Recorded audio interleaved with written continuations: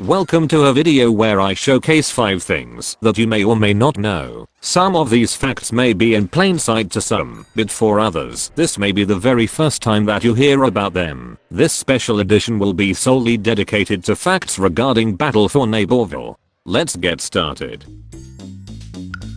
Starting things off, did you know there is something strange that can be noticed in the Goopy Gully loading screen? At first glance, it seems like your usual loading screen.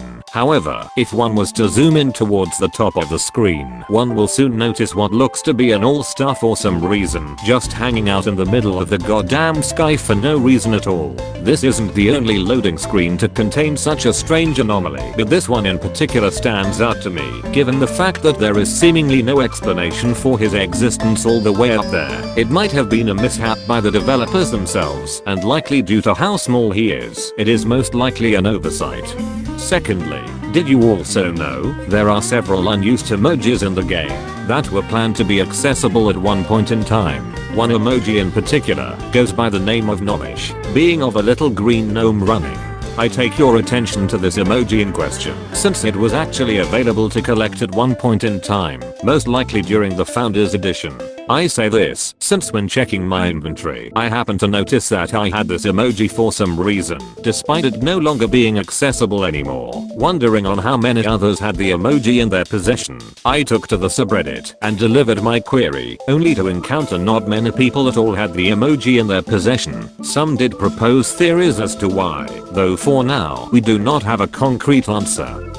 Up next, did you know there are 2 upgrades in the game that are proven to do absolutely nothing and are pointless to equip? The first of these upgrades is the Jazz Hands upgrade for Electric Slide. This upgrade is supposed to make your primary weapon stun enemies just over 50% faster. However, due to a bug, the upgrade does not add this functionality at all, causing the weapon to remain unaffected. The other upgrade that supposedly does not work is for Nightcap's sporadic upgrade. This upgrade is supposed to double Nightcap's initial projectile velocity, though according to multiple tests by Flamecaster, there is no evidence at the current time of writing that suggests the upgrade actually works at all.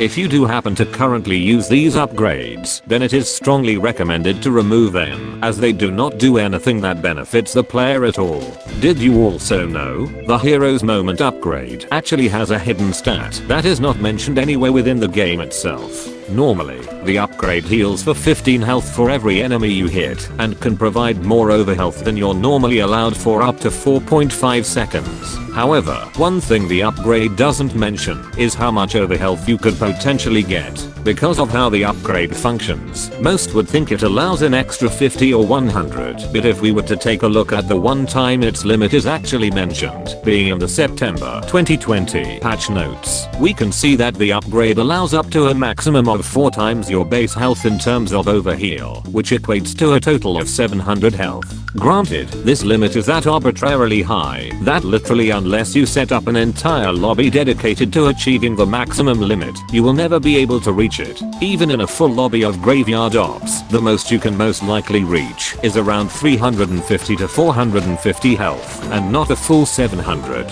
Why PopCap chose to make the limit so high when it feasibly isn't reachable by any means doesn't exactly make sense, though then again, neither does more than half of the decisions they make in this game. For our last fact in this BFN special, did you know Chomper's spikeweed is actually affected by a bug that makes it a lot better than initially expected?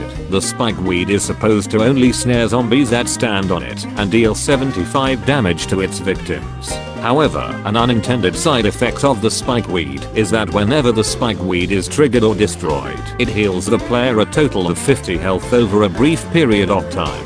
This is what the Vampire Spikeweed upgrade is supposed to do, but for some reason, it has this functionality even without having the upgrade equipped. This cock-up in PopCap's programming makes the Spikeweed much more useful, since if you can bait enemies into destroying it, then you will be healed for free, without the enemy even realizing what they have just done.